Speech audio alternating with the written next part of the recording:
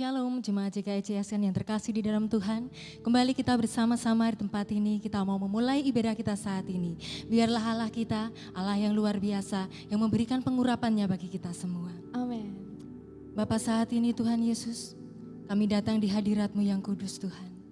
Biarlah saat ini Bapa, Engkau boleh menyucikan setiap kami, Engkau boleh menguduskan setiap kami Tuhan.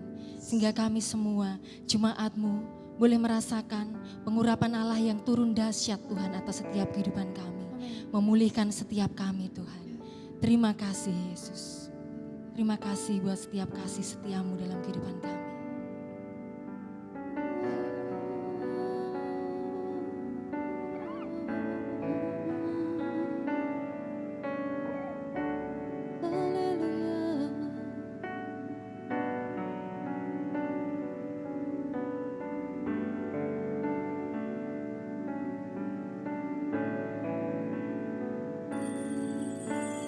Betapa dahsyat Engkau Tuhan, Pencipta segala yang ada,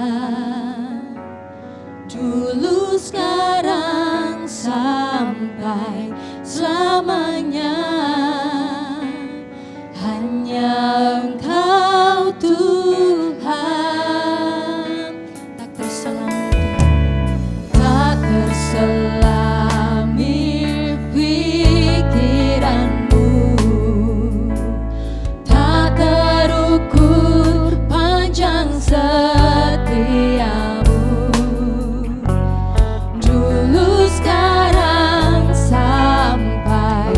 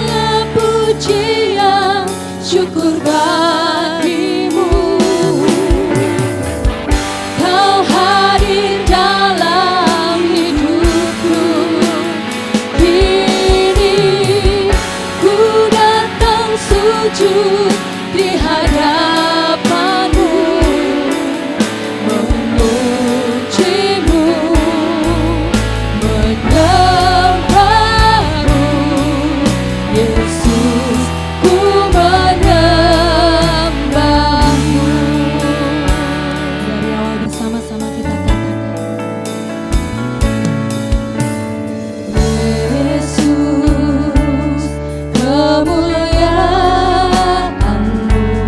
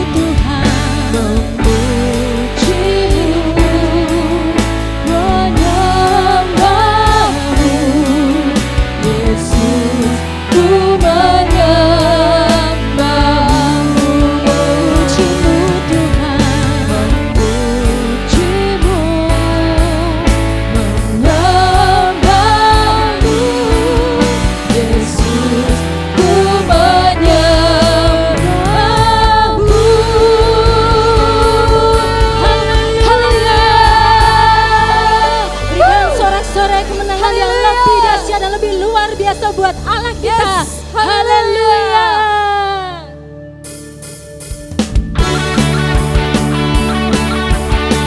Sungguh hati kami percaya Tuhan, Engkaulah kekuatan dalam hidup kami. Allah kekuatan dan mazmurku,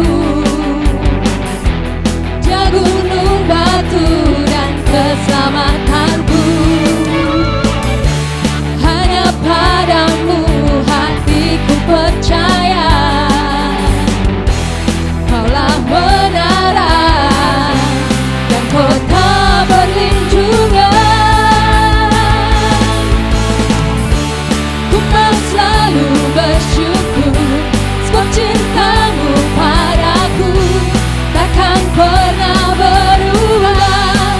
Hatiku percaya walau bumi bergoncang, gunung-gunung beranjak, namun kasih setiamu tak pergi dariku. Haleluya.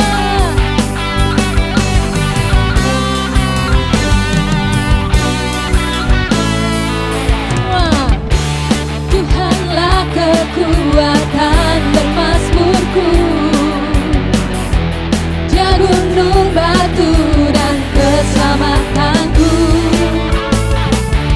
Hanya padamu hatiku percaya, Kaulah menara dan kota berlindungan. Ku mau selalu bersyukur sebab cintamu padaku takkan pernah berubah. Hatiku percaya walau bumi bergoncang, gunung-gunung beranjak, namun kasih setiamu tak pergi dariku. Kami percaya Tuhan bahwa tidak akan pernah Engkau tinggalkan kami. Haleluya.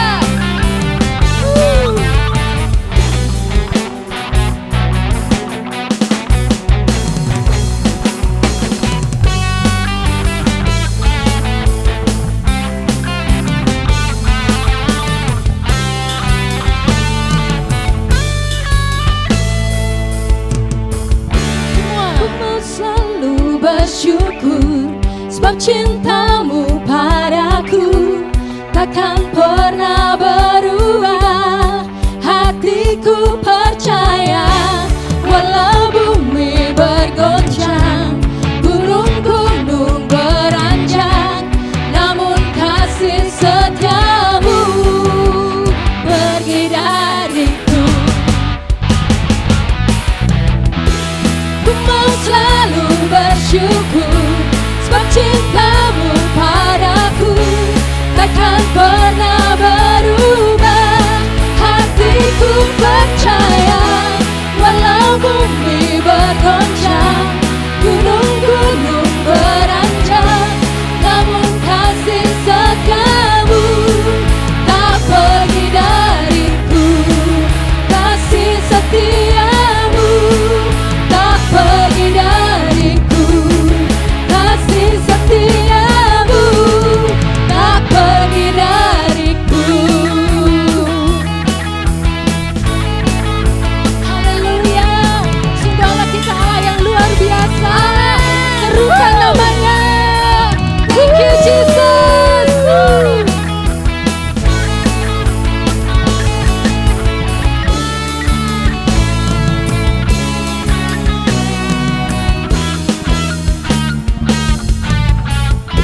Hormat kemuliaan bagi nama Yesus Kristus Tuhan. Amin. Haleluya. Tiba saatnya saat ini saudara, kita mau siapkan hati kita lebih dan lebih lagi. Kita mau masuk lebih dalam lagi. Supaya hati kita boleh menerima aliran daripada Roh Kudus. Bapa, siapkan hati kami Tuhan saat ini Tuhan. Biarkanlah kami Tuhan Yesus boleh menerima setiap taburan firman-Mu dengan hati yang subur, dengan hati yang bersukacita Tuhan. Sebab kami yakin dan percaya Tuhan, Engkau yang mengetahui setiap isi hati kami Tuhan. Engkau yang mengetahui isi hati anak-anak-Mu Tuhan. Engkau yang mengetahui setiap pergumulan kami. Kami percaya Tuhan, bahwa tangan-Mu tidak akan kurang panjang untuk menolong kami Tuhan. Kami percaya dan kami hanya bersandar dan berpengharapan hanya kepada Engkau, Yesus Allah kami yang hidup. Terima kasih Yesus.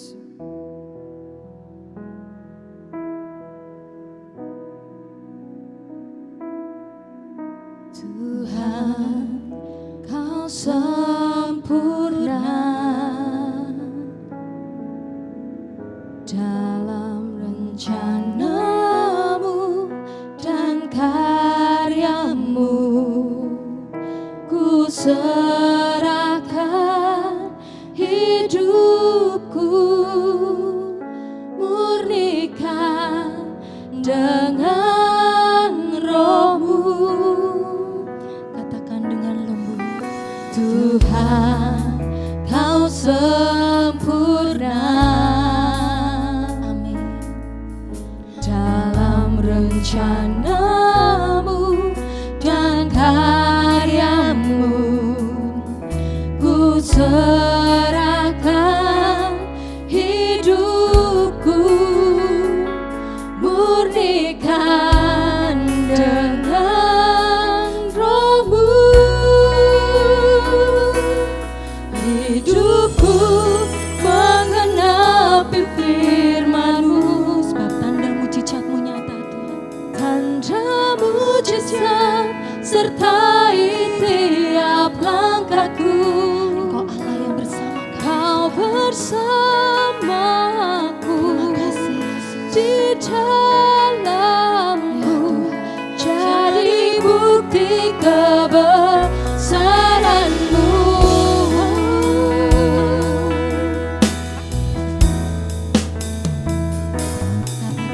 Tuhan, Kau sempurna dalam rencana-Mu dan karya-Mu. Ku serahkan hidupku, murnikan dengan Roh-Mu. Hidupku menggenapi firman-Mu, tanda mujizat sertai tiap langkahku. Kau bersamaku di dalamku, jadi bukti kebesaran-Mu. Hidupku menggenapi firman-Mu. Terima kasih Yesus buat segala kasih-Mu Tuhan. Tanda mujizat sertai tiap langkahku. Kau bersamaku di dalamku, jadi bukti kebesaran-Mu. Sekali lagi kita katakan hidupku. Hidupku menggenapi firman-Mu, tanda mujizat sertai tiap langkahku. Kau bersamaku di dalamku, jadi bukti kebesaran-Mu. Kau di dalamku Tuhan. Kau bersamaku di dalamku, jadi bukti kebesaran-Mu.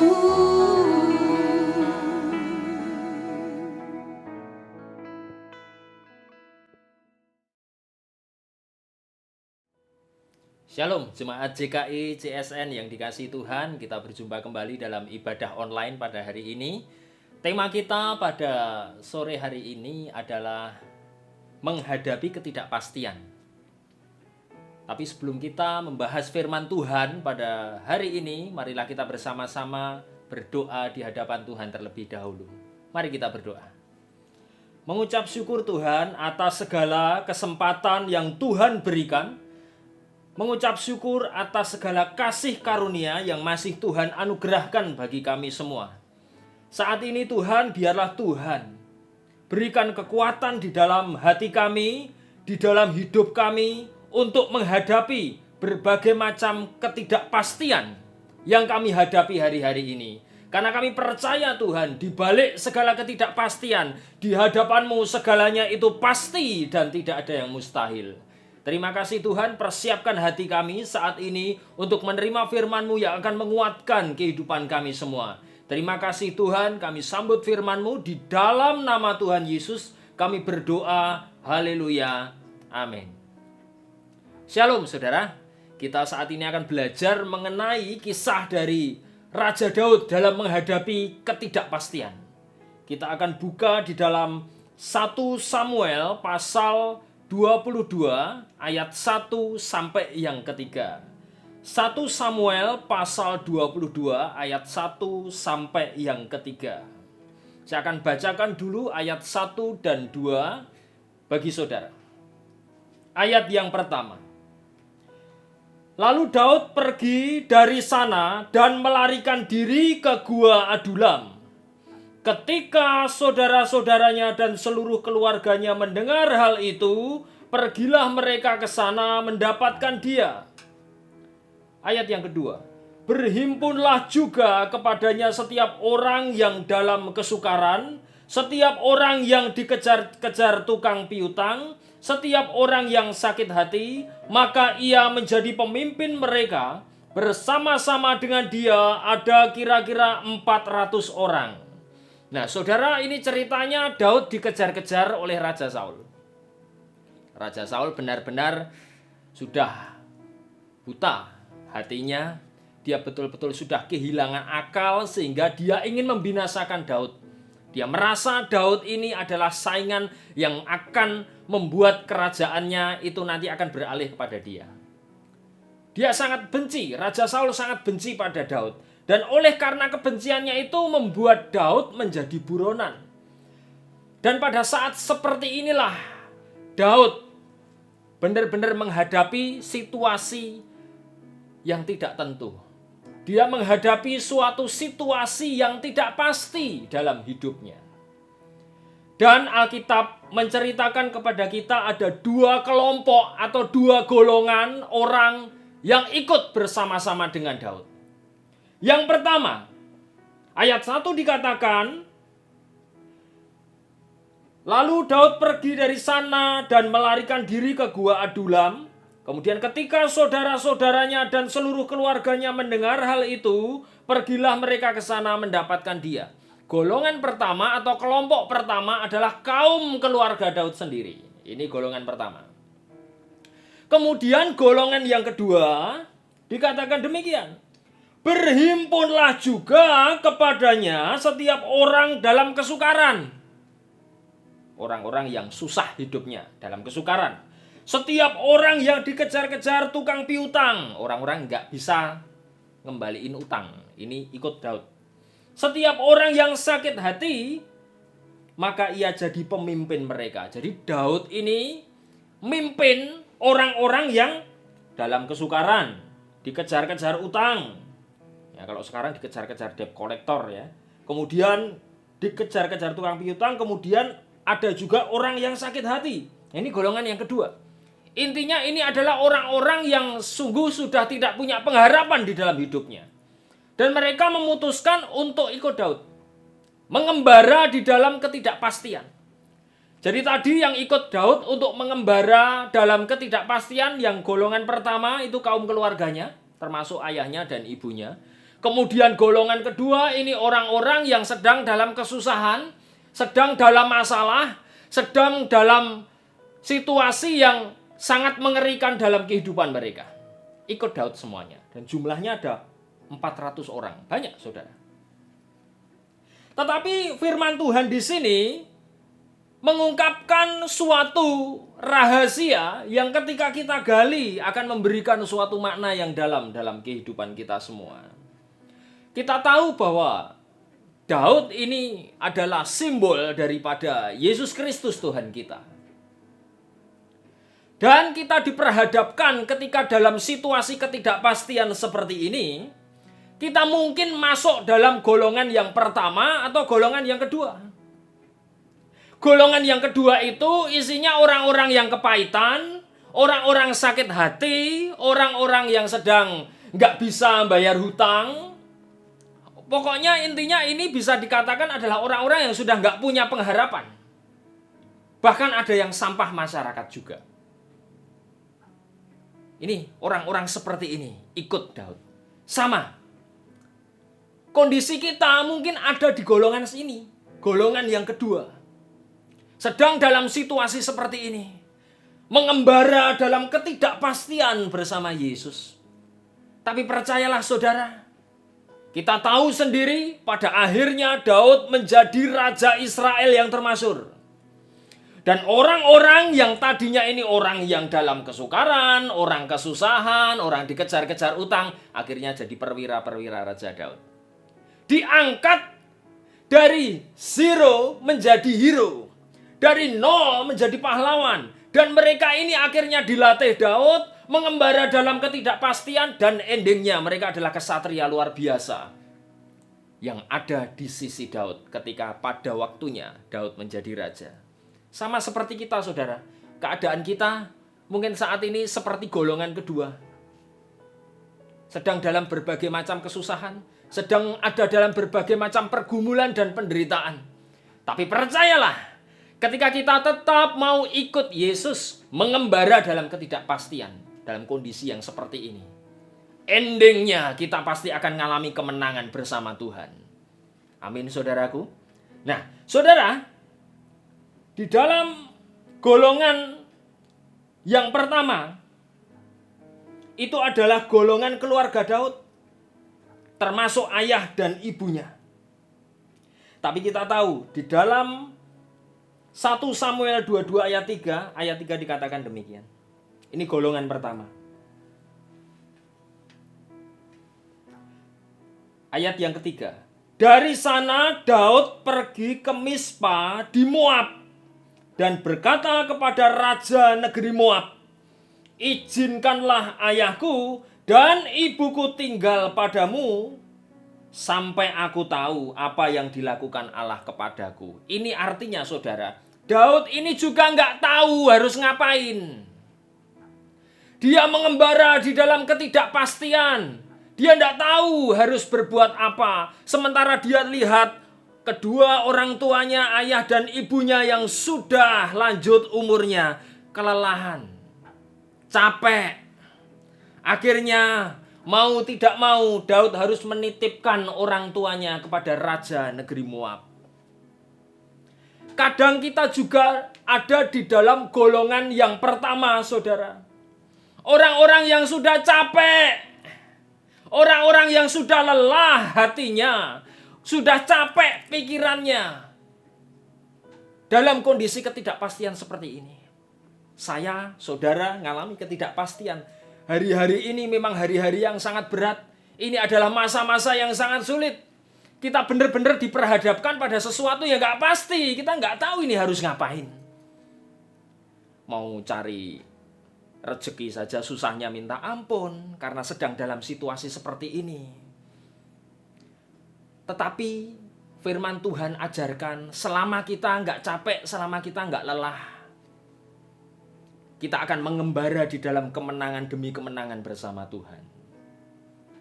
Nah, golongan pertama ini adalah simbol, perlambang dari kita orang-orang percaya yang ikut Tuhan, mengembara di dalam ketidakpastian, tapi ngalami capek, saudara.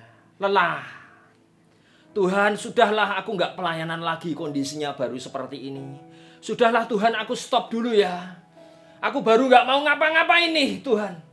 Capek banget, pikiran, hatiku capek, lelah. Tapi saudara, kalau kita capek, kita lelah, hati kita, pikiran kita lelah untuk melanjutkan pengembaraan bersama Tuhan, Alkitab berkata kita akan berhenti di Moab. Apa arti dari Moab itu? Moab itu artinya adalah segala sesuatu yang tidak berkembang. Sesuatu yang tetap pada tempatnya, tidak berubah. Artinya bahwa kalau kita tinggal di Moab, kalau hati kita capek, jiwa kita capek, pikiran kita capek untuk melanjutkan perjuangan di dalam ketidakpastian ini, Alkitab berkata kita berhenti di Moab. Emang apa sih jeleknya Moab? Kita akan lihat di dalam Yeremia pasal 48 ayat yang ke-11. Yeremia 48 ayat yang ke-11 dikatakan demikian. Moab hidup aman dari sejak masa mudanya. Dia hidup tenang seperti anggur di atas endapannya. Tidak dituangkan dari tempayan yang satu ke tempayan yang lain. Tidak pernah masuk dalam pembuangan. Sebab itu rasanya tetap padanya dan baunya tidak berubah. Moab itu dilambangkan sebagai segala sesuatu yang gak berkembang. Segala sesuatu yang putus asa, mati, stuck di situ. Dikatakan Moab itu kayak anggur yang tidak difermentasi. Moab itu kayak anggur yang tidak diproses, sehingga rasanya nggak berubah, sehingga bentuknya tetap, nggak ngalami apa-apa, karena berhenti. Sama seperti ayah dan ibunya Daud, ini perlambang orang percaya yang capek menghadapi ketidakpastian. Entah kapan Tuhan masalah ini selesai. Saya sudah capek. Dah Tuhan, saya mau ngapa-ngapain lagi. Dah aku capek, aku gak mau melanjutkan perjalanan ini lagi. Aku lelah Tuhan. Hatiku sudah sangat capek. Maka segala potensi yang ada di dalam diri kita gak akan berubah. Segala sesuatu yang kita alami itu pun tidak akan pernah jadi baik. Kenapa saudara? Kita berhenti. Oleh karena itu ketika firman Tuhan katakan ketika kita mandek, ketika kita berhenti, itu akan membuat segala potensi kita justru tidak akan menjadi maksimal. Kita justru akan kehilangan jalan, kita justru akan kehilangan arah untuk menentukan hidup kita. Kita sama-sama saat ini menghadapi ketidakpastian mengenai finansial, mengenai masa depan, mengenai ini mau dibawa kemana. Ini usahaku kayak gimana kondisinya sekarang seperti ini. Ini pelayanan saya seperti ini. Saya ngalami, saudara ngalami. Kita sama-sama terdampak dengan keadaan dan kondisi seperti ini. Tetapi percayalah, saudara tinggal pilih. Golongan yang akan berhenti di Moab, atau menjadi golongan yang sekalipun kita itu orang yang kesukaran, orang yang kesusahan, orang yang dikejar-kejar utang, pokoknya orang yang ya sudah tidak ada harapan, tapi tetap memutuskan untuk ikut sama Tuhan, mengembara menghadapi ketidakpastian. Apa yang terjadi dengan golongan orang-orang seperti ini? Kita akan lihat juga endingnya di dalam 1 Samuel 30 ayat yang ke-22. Ya, ini udah melangkah jauh beberapa pasal ke depan dan akhirnya orang-orang yang tadi dalam kesukaran tapi ikut Daud, dilatih sama Daud dan akhirnya mereka menjadi pasukan yang tidak terkalahkan. 1 Samuel 30 ayat 22 dikatakan demikian. Kemudian mulailah berbicara semua orang jahat dan orang dursila di antara orang-orang yang ikut pergi bersama-sama Daud itu. Perhatikan saudara, yang ikut Daud dikatakan apa? Orang-orang jahat dan orang-orang dursila, orang jelek, sampah masyarakat itu yang ikut Daud. Tapi kalau kita baca selengkapnya kisah ini, mereka itu menang menghadapi pasukan Amalek yang telah menculik termasuk keluarga Daud dan juga seluruh keluarga mereka.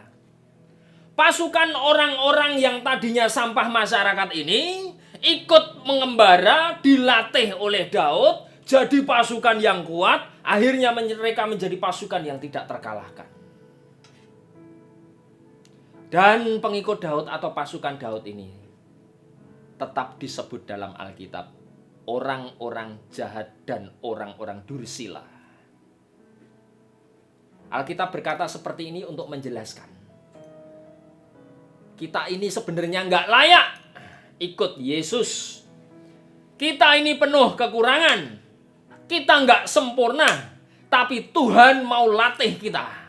Mau terus latih kita, proses kita sampai kita betul-betul menjadi orang-orangnya Tuhan yang melakukan banyak hal-hal hebat. Supaya kita menyadari keadaan kita, sehingga mengucap syukur dan berterima kasih kepada Tuhan yang telah mengangkat orang yang bukan siapa-siapa, seperti saudara dan saya ini, akhirnya dipakai Tuhan, diproses Tuhan untuk menjadi pemenang-pemenang di akhir zaman. Itu yang dikehendaki Tuhan. Itu yang diinginkan Tuhan. Pilihan kita ada dua dalam menghadapi ketidakpastian. Golongan satu yaitu berhenti di Moab. Artinya kita berhenti, mandek, kecewa, stuck, sudah berhenti. Pahit di situ. Udah nggak ngapa-ngapain. Atau golongan kedua. Orang-orang yang tadinya bukan orang yang sempurna, bukan orang yang baik, tapi mau ikut mengembara terus bersama Tuhan. Dan akhirnya mereka menjadi pahlawan-pahlawan yang perkasa, yang luar biasa di dalam Tuhan. Saudaraku, mari kita terus berjuang, mengembara dalam ketidakpastian, bersama-sama dengan Tuhan. Kita percaya kalau kita selalu bersama Yesus, segalanya yang ada di hadapannya adalah pasti. Sekalipun kita melihatnya dalam ketidakpastian.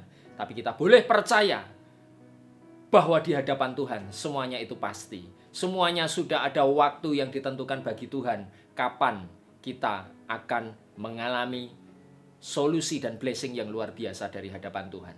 Tetap percaya, jangan putus asa. Meskipun keadaan kita saat ini seperti golongan kedua yang ikut Daud, tetapi percayalah Tuhan mengasihi kita, terus ikut sama Tuhan, maju terus dan kita akan temukan jalan keluarnya bersama Tuhan. Jangan menyerah. Kita semua menghadapinya bersama-sama. Kita menghadapi ketidakpastian bersama-sama. Tapi ada satu berita yang sangat menggembirakan, yaitu Tuhan ada bersama-sama kita yang terus melatih kita, mengarahkan kita untuk menjadi pemenang. Tuhan akan tunjukkan caranya. Kita harus terus ikut sama Tuhan. Supaya ketika cara itu ditunjukkan bagi kita, ketika solusinya itu ditunjukkan bagi kita, kita sedang siap untuk menyambut solusi yang daripada Tuhan itu. Amin, saudara. Demikianlah firman Tuhan yang bisa saya sampaikan pada hari ini. Dan biarlah ini menjadi kekuatan dan berkat buat kita semua untuk selalu menggantungkan iman kita sepenuhnya kepada Tuhan. Mari kita berdoa saat ini. Tuhan, kami mengucap syukur atas firman yang telah Tuhan berikan dan anugerahkan kepada kami semua. Kami semua saat ini sungguh menghadapi masa-masa dan saat-saat yang sulit di dalam keuangan kami, dalam keluarga kami, dan segala persoalan dan pergumulan dalam kehidupan kami. Tapi kami percaya, meskipun kami ini dalam sedang kondisi yang tidak baik, terpuruk, tetapi ketika kami mau tetap ikut mengembara bersama Tuhan, Tuhan akan latih kami, proses kami sehingga menjadi pribadi yang kuat. Akhirnya kemenangan itu akan datang dalam kehidupan kami sesuai dengan waktu yang telah Tuhan tentukan. Terima kasih Bapa, kami mengucap syukur atas penyertaan-Mu, perlindungan-Mu. Kami percaya Tuhan, kami beriman penuh kepada Tuhan. Tuhan adalah jalan keluar bagi setiap masalah dalam setiap pergumulan kami. Terima kasih Tuhan, kami mengucap syukur. Di dalam nama Tuhan Yesus kami berdoa. Haleluya. Amin. Ya, saudara, tetap percaya kepada Tuhan. Dan saat ini kita akan terima berkat yang daripada Tuhan. Kita sekali lagi berdoa untuk menyambut berkat yang daripada Tuhan. Diberkatilah keluargamu.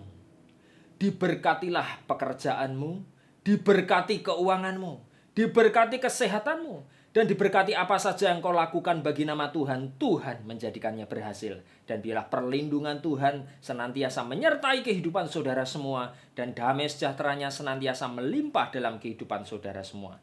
Terima kasih Tuhan, kami sambut berkat-Mu di dalam nama Tuhan Yesus. Haleluya. Amin. Shalom saudara. Selamat melanjutkan aktivitas kita masing-masing di dalam anugerah dan kuasa Tuhan yang luar biasa. Tuhan memberkati.